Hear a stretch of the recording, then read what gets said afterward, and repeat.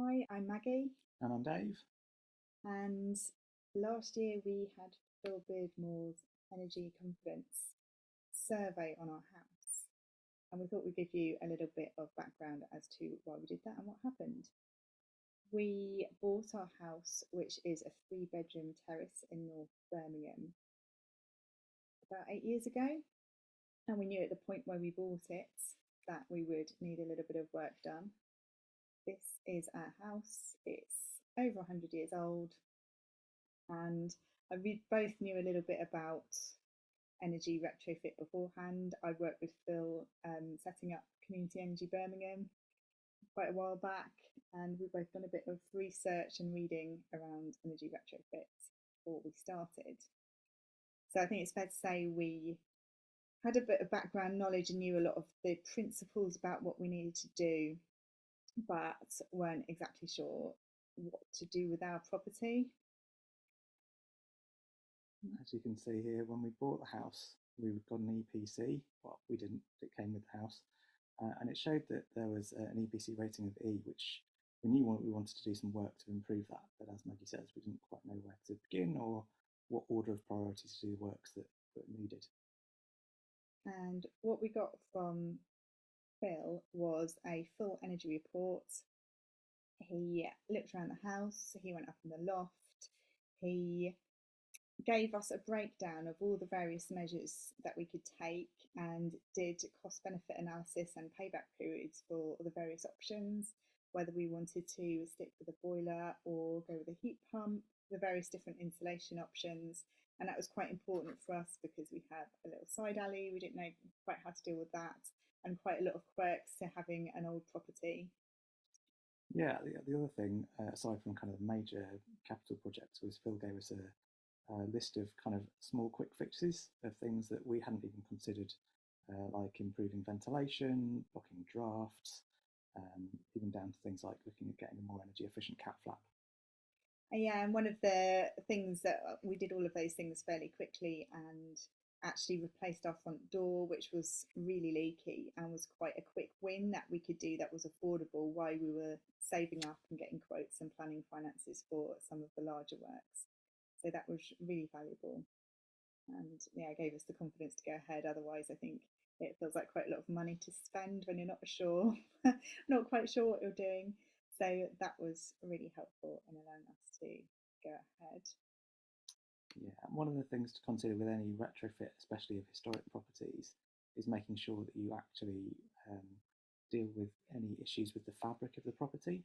So one of the challenges we had was the bay window at the front of our house was starting to subside and move away from the front wall.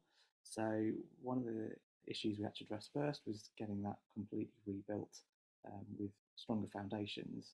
But as you can see here, when we had that work done, we made sure the builders included modern standard insulation, both in the brickwork at the bottom, but also modern bay windows, and also the flat roof was insulated to a high standard. And that was to ensure that when we had the other insulation work done, that it all kind of met up nice and neatly, and we didn't end up with any kind of cold bridging or other issues caused by substandard insulation. And Phil gave us a lot of the details of how to deal with window reveals that we wouldn't necessarily have considered. Um, One of the things that I guess was a complication for us was that this is outside the scope of most of the building works of the suppliers and contractors that Phil recommended. Actually, those recommendations were a really helpful part of what Phil delivered to us, but actually getting a structural foundation work done and rebuilding the whole bay window wasn't within the scope of the energy survey in itself and those contractors. So we're nearly finished with everything now, 18 months from our first visit from Phil, but this is one of the things that actually delayed it quite a lot, finding a good contractor that could take on this bay window reconstruction. So, as part of the survey, we kind of asked Phil to give us recommendations of the types of insulation we could have done, and he sort of listened to what we wanted to, or what we kind of thought and prioritised in terms of our specific house. We wanted to keep the front of the house looking in keeping with the rest of the street because it's a nice historic terrace. So we chose internal wall insulation for some rooms of the house, but we had external wall insulation done to the rear of our property, which had the kitchen, bathroom, and our third bedroom. So you can see here the work that we've had done with the polystyrene panels, and we're really pleased with how the back of the property now looks. It's really kind of crisp and clean and warm. And warm, absolutely.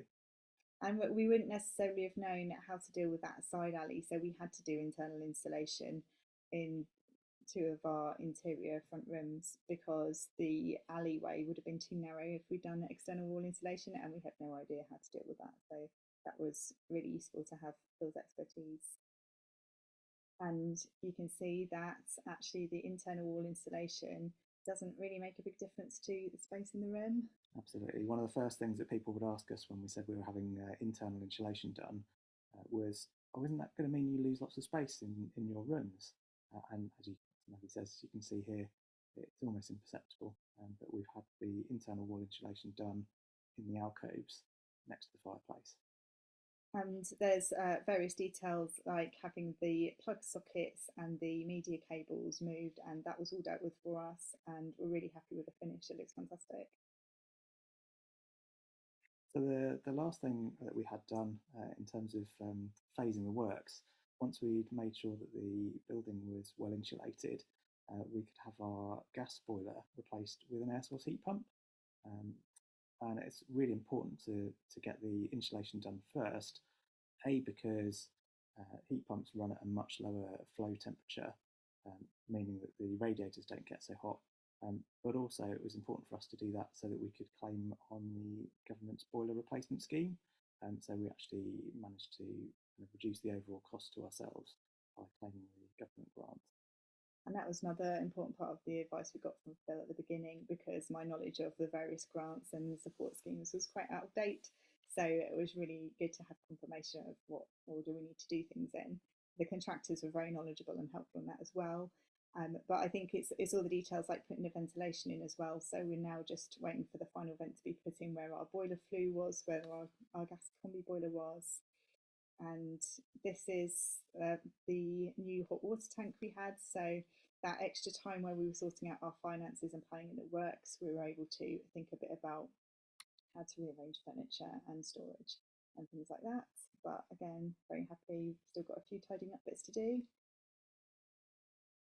And here you can see a comparison with our EPCs, the one that came with the house which dated back to 2011.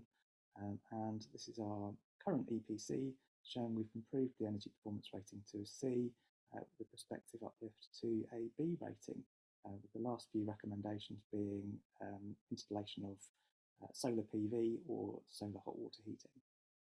So we're really pleased with the outcome. Phil's advice was invaluable to help us kind of plan and phase the work, to find recommended suppliers and contractors to do the work.